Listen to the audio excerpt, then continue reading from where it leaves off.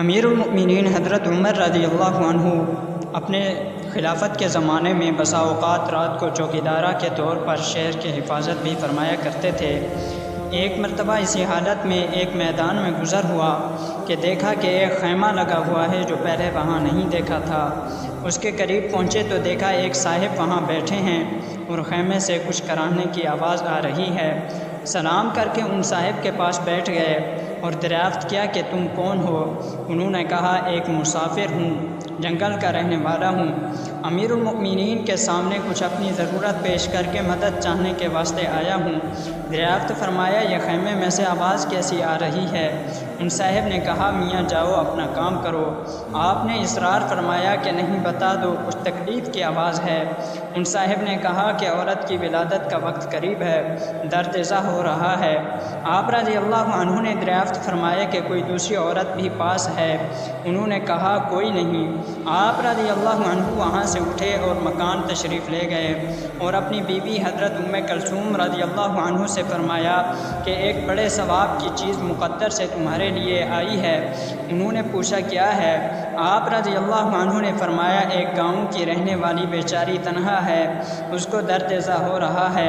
انہوں نے ارشاد فرمایا ہاں تمہاری صلاح ہو تو میں تیار ہوں، اور کیوں نہ تیار ہوتی کہ یہ بھی آخر حضرت سیدہ فاطمہ رضی اللہ عنہا کی ہی صاحبزادی تھیں۔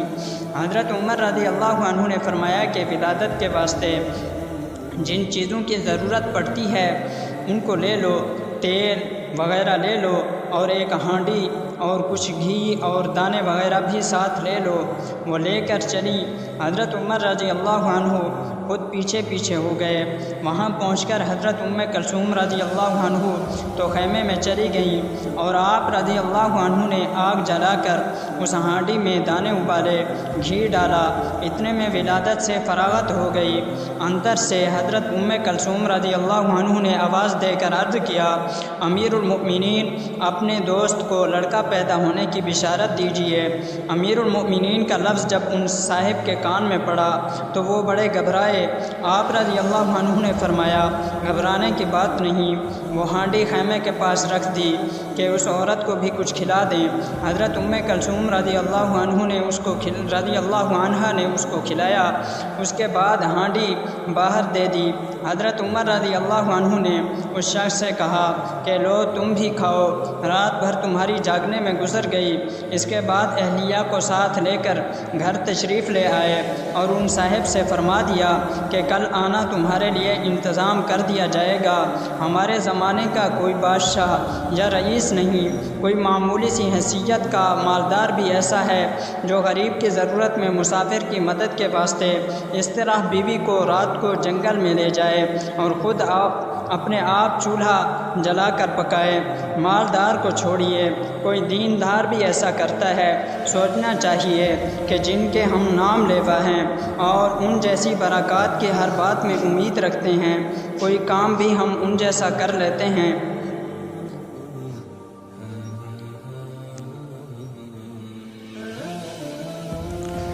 اور اسی طرح ایک مرتبہ کسی کام میں مشغول تھے، ایک شخص آیا اور کہنے لگا کہ فلاں شخص نے مجھ پر ظلم کیا ہے، آپ چل کر مجھے بدلہ دلوا دیجئے۔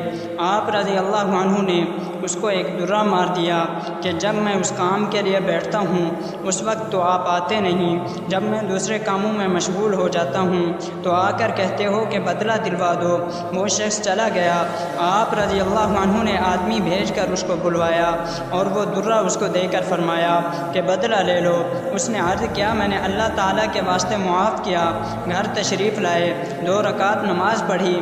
اس کے بعد اپنے آپ کو خطاب کر کے فرمایا اے عمر تو کمینہ تھا، اللہ تعالیٰ نے تجھ کو اونچا کیا، تو گمراہ تھا، اللہ تعالیٰ نے تجھ کو ہدایت کی، تو ذلیل تھا، اللہ تعالیٰ نے تجھ کو عزت دی، پھر لوگوں کا بادشاہ بنایا۔ اب ایک شخص آ کر کہتا ہے کہ مجھے ظلم کا بدلہ دلوا دے تو اس کو مارتا ہے، کل کو قیامت کے دن اپنے رب کو کیا جواب دے گا؟ بڑی دیر تک اسی طرح اپنے آپ کو ملامت کرتے رہے۔ آپ رضی اللہ عنہ کے غلام حضرت اسلم رضی اللہ عنہ کہتے ہیں کہ میں ایک مرتبہ حضرت عمر رضی اللہ عنہ کے ساتھ جا رہا تھا، ایک جگہ آگ جلتی ہوئی جنگل میں نظر آئی۔ حضرت عمر رضی اللہ عنہ نے فرمایا کہ شاید یہ کوئی قافلہ ہے جو رات ہو جانے کی وجہ سے شہر میں نہیں گیا، باہر ہی ٹھہر گیا، چلو اس کی خیر خبر لیں، رات کو حفاظت کا انتظام کریں۔ وہاں پہنچے تو دیکھا ایک عورت ہے جس کے ساتھ چند بچے ہیں جو رو رہے ہیں اور چلا رہے ہیں، اور ایک دیگچی چولہے پر رکھی ہے جس میں پانی بھرا ہوا ہے اور اس کے نیچے آگ جل رہی ہے۔ انہوں نے سلام کیا اور قریب آنے کی اجازت لے کر اس کے پاس گئے اور پوچھا یہ بچے کیوں رو رہے ہیں؟ عورت نے کہا کہ بھوک سے لاچار ہو کر رو رہے ہیں۔ دریافت فرمایا اس دیگچی میں کیا ہے؟ عورت نے کہا کہ پانی بھر کر بہلانے کے واسطے آگ پر رکھ دی ہے کہ ذرا ان کو تسلی ہو جائے اور سو جائیں۔ امیر المؤمنین حضرت عمر رضی اللہ عنہ کا اور میرا اللہ ہی کے یہاں فیصلہ ہوگا کہ میری اس تنگی کی خبر نہیں لیتے۔ حضرت عمر رضی اللہ عنہ رونے لگے اور فرمایا کہ اللہ تجھ پر رحم فرم کرے، بھلا عمر کو تیرے حال کی کیا خبر ہے؟ کہنے لگی وہ ہمارے امیر بنے ہیں اور ہمارے حال کی خبر بھی نہیں رکھتے۔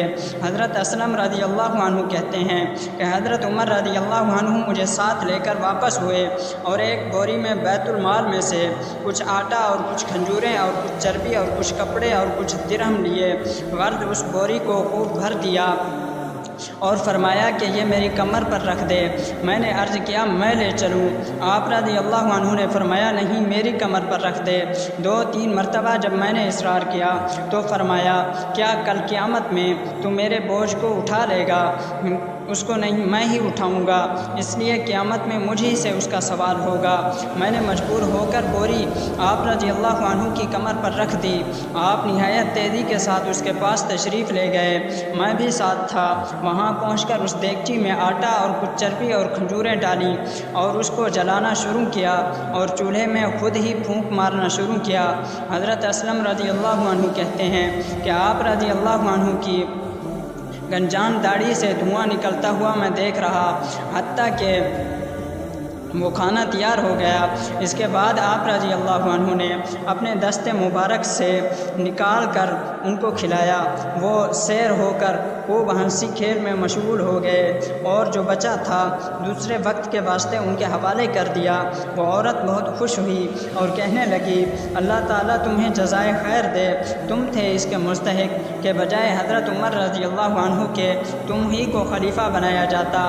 حضرت عمر رضی اللہ عنہ نے اس کو تسلی دی اور فرمایا کہ جب تم خلیفے کے پاس جاؤ گی تو مجھ کو بھی وہیں پاؤ گی۔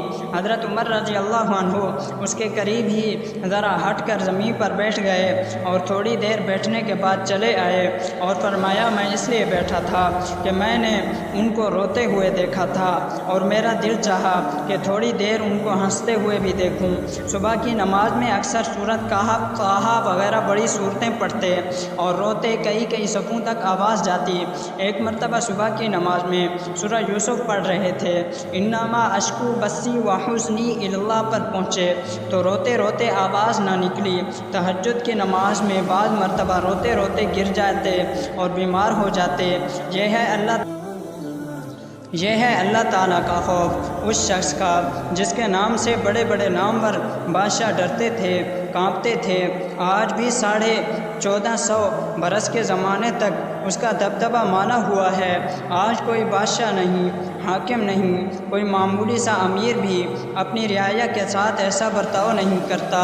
نرالی شان و شوکت ہے عمر فاروق اعظم کی، ہمارے دل میں عزت ہے عمر فاروق اعظم کی۔ نرالی شان و شوکت ہے عمر فاروق اعظم کی، ہمارے دل میں عزت ہے عمر فاروق اعظم کی۔ زمانے کو ضرورت ہے عمر فاروق اعظم کی، بہت جامع خلافت ہے عمر فاروق اعظم کی۔